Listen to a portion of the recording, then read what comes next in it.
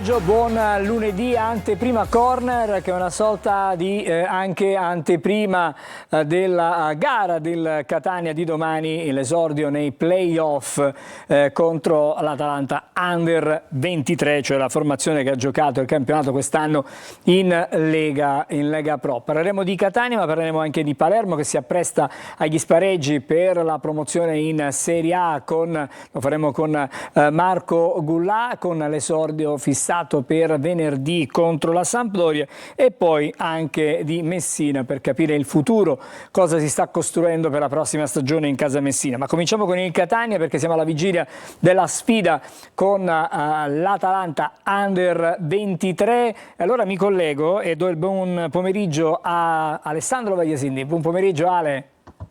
Buon pomeriggio.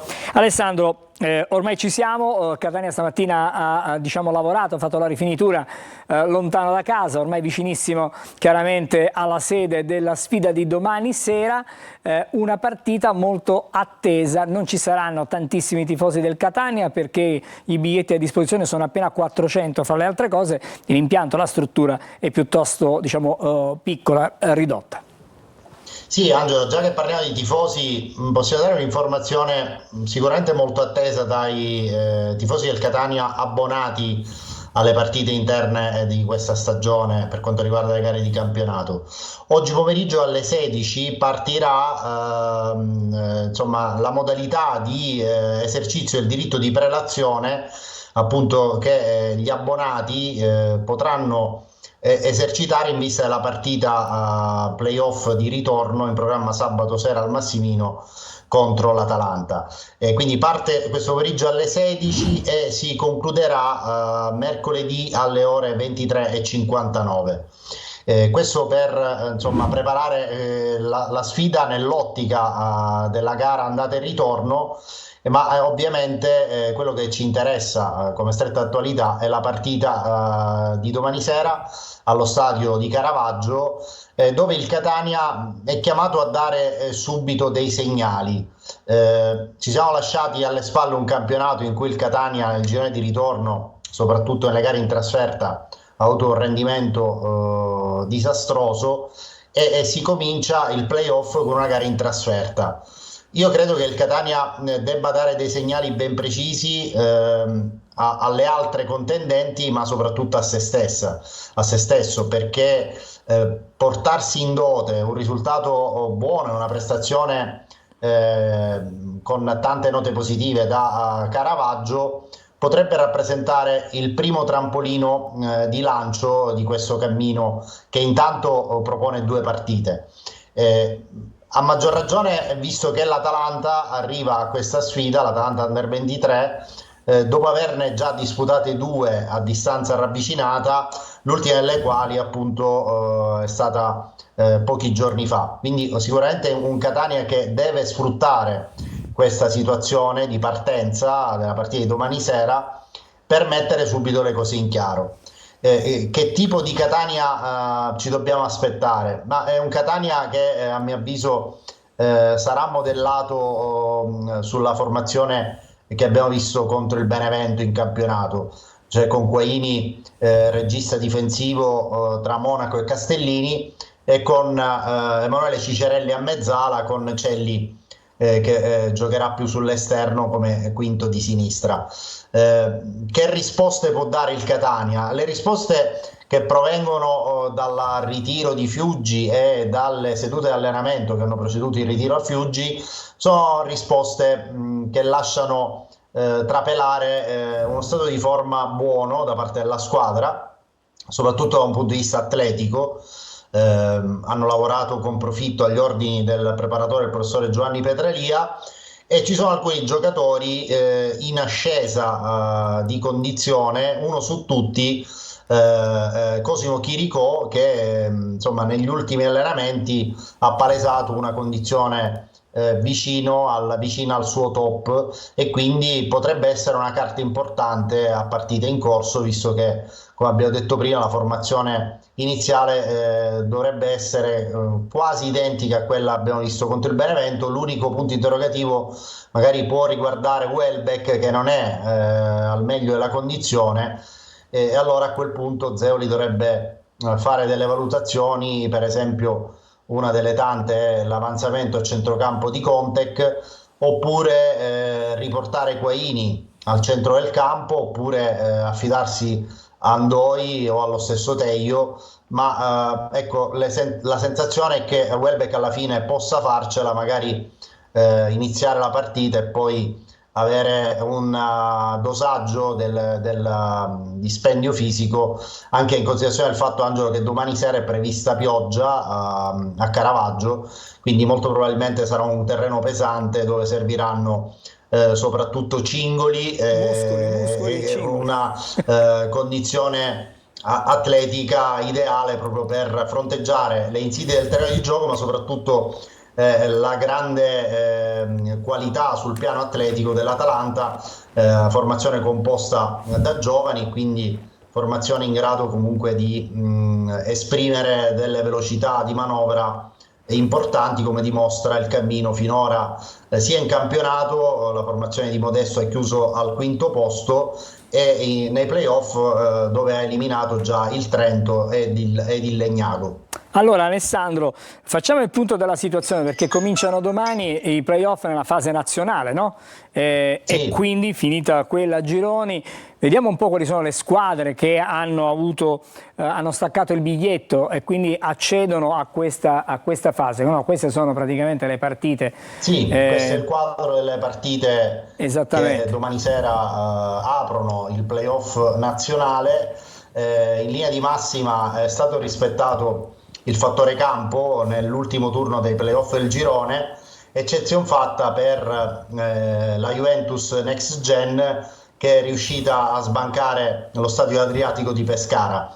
Potete vedere appunto in rassegna il quadro delle partite. Sul lato destro sono le teste di serie che hanno il vantaggio appunto non da poco di poter gestire il doppio confronto, sulla prospettiva che in caso di parità di differenza reti al termine della gara di ritorno, quindi al 90esimo della gara di ritorno, passano il turno appunto le teste di serie. E questo, diciamo, è un vantaggio su cui il Catania deve fare le proprie valutazioni, saper gestire, ma ribadisco, io credo che sia molto importante un avvio deciso, convincente già nel primo tempo della partita di domani, e perché si gioca in trasferta il Catania deve vincere questo tabù del girone di ritorno in chiave esterna, e appunto per viatico per questo cammino playoff che speriamo sia il più lungo possibile. Quello che stiamo vedendo è il programma di questa fase dei playoff, con l'andata partite dunque il 14 di sera, abbiamo visto quasi tutte le gare alle 20:30 tranne una alle 21, e poi il ritorno sabato 18, si tornerà in campo, da fissare forse la partita delle 21 per quanto riguarda la data del sabato 18 di maggio. Alessandro, prima di salutarci parliamo ancora di Catania, perché la squadra si è trasferita nel pomeriggio di sabato, è andata a Fiuggi, ha effettuato un paio di sedute diciamo di allenamento, e adesso chiaramente si avvicina sempre più all'epicentro dove si svolgerà chiaramente il match. Dicevi prima che ci sono sensazioni positive. Il fatto che per la seduta dello scorso giovedì ci siano state quasi 2000, oltre 2000 spettatori al Massimino, evidentemente sta a significare che c'è di nuovo tanto entusiasmo tra la tifoseria, e questo entusiasmo trasmesso poi alla squadra può dare anche dei frutti, può dare dei risultati. Un pubblico come quello del Catania, nessuna delle 13 squadre rimaste in lizza ai playoff ce l'ha. Questo è fuori discussione, e come numero e come qualità del tifo. Quindi certamente su un percorso lungo, speriamo appunto che sia il più lungo possibile, può essere un fattore molto importante. Ma è chiaro che questo entusiasmo lo alimenta il rendimento del Catania. Cioè, se avremo delle prestazioni subito convincenti, io credo che questo entusiasmo addirittura possa andare a crescere e diventare ancora più importante come fattore nella logica di questo percorso che speriamo sia su 8 partite. Allora, diciamo subito che noi ci rivediamo stasera, Alessandro, con te per Corner a partire dalle 20:45, non soltanto con te. Anche per conoscere meglio l'Atalanta Under 23 abbiamo preparato diversi contributi per entrare insomma nel cuore della formazione allenata da Francesco Modesto e per capire meglio che tipo di partite dobbiamo aspettarci tra domani e sabato. Allora, e a proposito di domani, visto che tu ne parlavi, domani ci sarà una diretta stadio extra large, perché non cominciamo come di consueto mezz'ora prima, ma 60 minuti prima, quindi un'ora prima del match.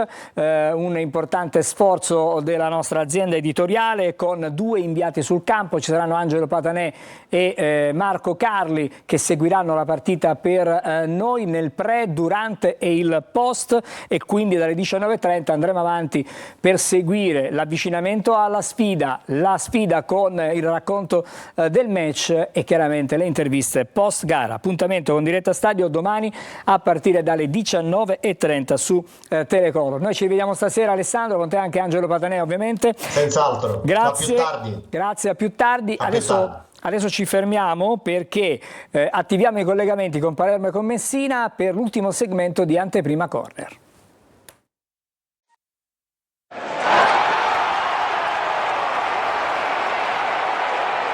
Eccoci, siamo di nuovo insieme con Anteprima Corner, come detto, collegamento con Palermo. Marco Gullà, buon pomeriggio Marco.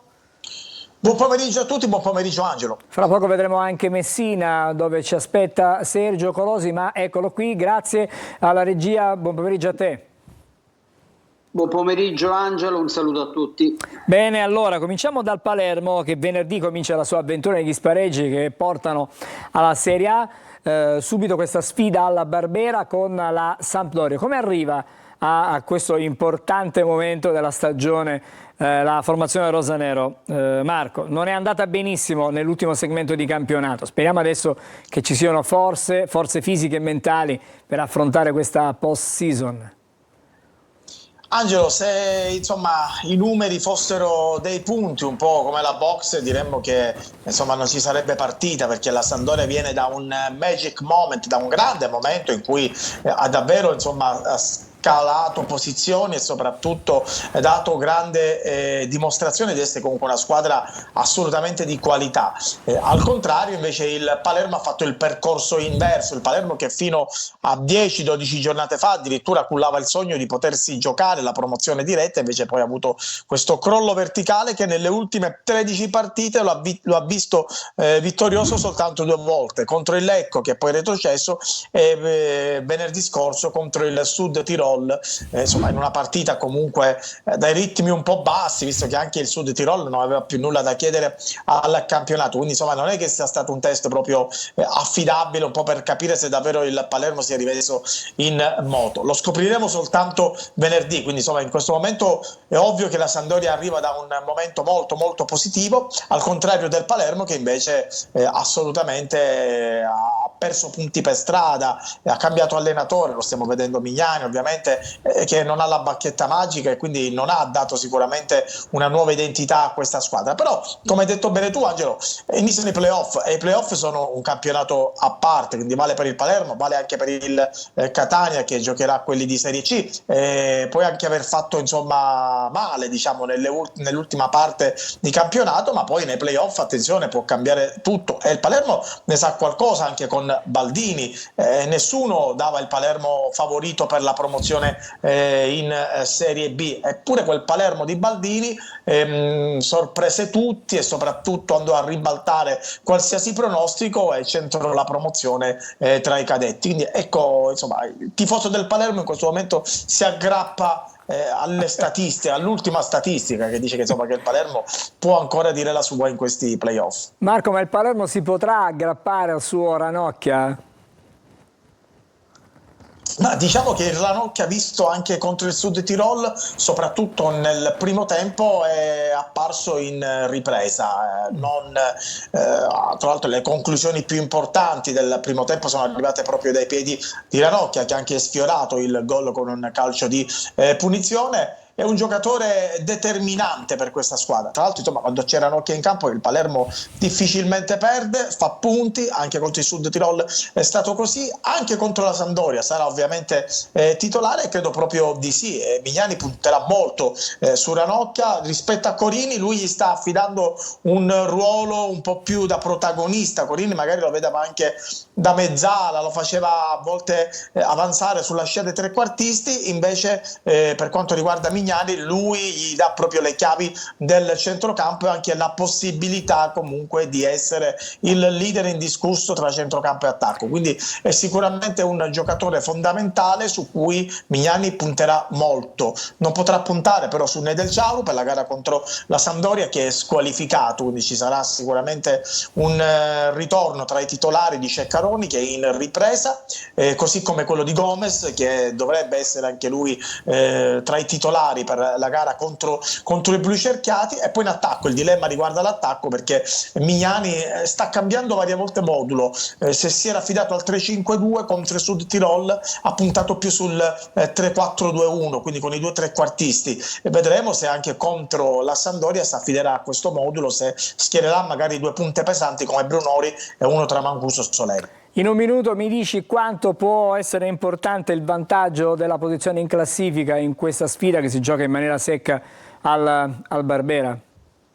Guarda, non sono un allenatore, però secondo me il Palermo non deve assolutamente pensare al fatto che anche con il pareggio dopo i tempi supplementari staccherebbe il biglietto per le semifinali, perché potrebbe essere sicuramente una strategia poco edificante. Sappiamo benissimo che quando una squadra punta al pari, il pari non lo raggiunge mai. Quindi ecco perché il Palermo secondo me deve puntare alla vittoria, può vincere contro la Sampdoria, se ritornerà il Palermo dei vecchi tempi, però attenzione, perché di fronte, io credo che in questo momento il Palermo ha la squadra più in forma del campionato. Certo, sarebbe stato forse anche meglio un Brescia in casa, una partita sicuramente più abbordabile rispetto a quella casalinga contro la Sampdoria, però poteva andare peggio, Angelo, perché il Sud Tirolo ha avuto una importante occasione nel finale. Se fosse arrivato il pareggio, il Palermo sarebbe terminato al 7° posto e avrebbe dovuto giocare in casa della Sampdoria. Lì insomma le speranze di poter vedere il Palermo in semifinale sicuramente si sarebbero ridotte. Bene, grazie allora Marco Gullà, ci racconterai di questo avvicinamento nel corso dei telegiornali da Palermo. Grazie, andiamo adesso a Messina. Buon pomeriggio a te Sergio. E allora a Messina in questo momento le bocce sono ferme, perché il campionato è finito, niente appendice, né playoff né playout, però si lavora e non si può fare a meno di lavorare per quello che sarà il prossimo campionato, la prossima stagione. Bisogna gettare le basi per far sì che magari la prossima ci siano meno diciamo, patemi di quelli vissuti soprattutto nella prima parte di questa stagione. Sì, ciao Angelo, questo è l'obiettivo ovviamente del Messina, del presidente Sciotto, che però ha tanto da costruire, perché in 7 anni di gestione non è che si sia creato molto, è reduce da forse il miglior campionato degli ultimi 7, anche compresa quella che comunque era una promozione dalla Serie D alla Serie C. Certamente negli ultimi 3, quello appena concluso, è stato il campionato migliore, ma c'è tanto da costruire. Per esempio il Messina non ha un direttore generale, ha una serie di figure dirigenziali che mancano e andrebbero colmate. Per quanto riguarda il rapporto con l'allenatore Giacomo Modica, che in questi giorni è a casa, ma giovedì già dovrebbe essere di nuovo qui a Messina, dovrà anche sottoporsi a un lieve comunque intervento, nulla di particolare, però la sua firma per il rinnovo contratto del Messina si dà quasi per scontata, da limare piccole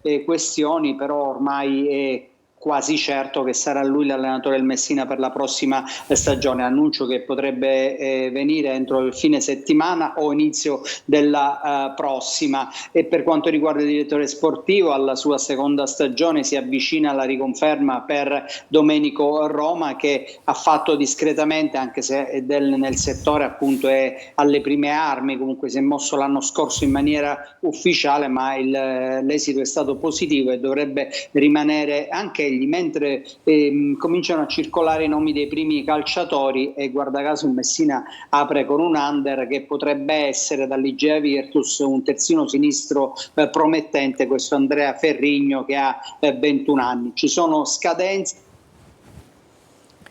Un attimino ripristiniamo il collegamento con Sergio Golosi, ci stava raccontando di quelle che sono le operazioni. Il 4 giugno che sì. Sergio, abbiamo perso per un attimo il tuo collegamento, ci sono scadenze, ci siamo fermati lì. Dicevamo delle scadenze. Il 24 maggio la documentazione andrà presentata per la disponibilità dello stadio Franco Sfoglio e poi il 4 giugno l'iscrizione del Messina, che comunque non sarà travagliata e complicata come quella dello scorso campionato, ma tutto dovrebbe andare in maniera abbastanza serena e tranquilla.